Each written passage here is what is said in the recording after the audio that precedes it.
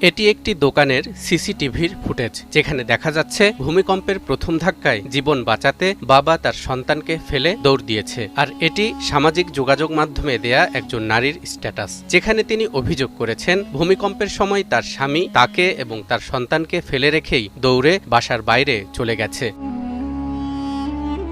দর্শক, এই ঘটনা ও দৃশ্যগুলো যেন কিয়ামতের দিনের কথাই মনে করিয়ে দেয়। পবিত্র কুরআনুল কারীমে কিয়ামতের দিন ঠিক এমন ঘটনাই ঘটবে বলে বর্ণিত হয়েছে। ইরশাদ হচ্ছে, ইয়াউমা ইয়াফিরুল মারউ মিন আখিহি ওয়া উম্মিহি ওয়া আবিহি ওয়া সাহিবাতিহি ওয়া বানিহি লিকুল্লি ইমরিইন মিনহুম ইয়াউমাইযিন শা'নুন ইউগনি।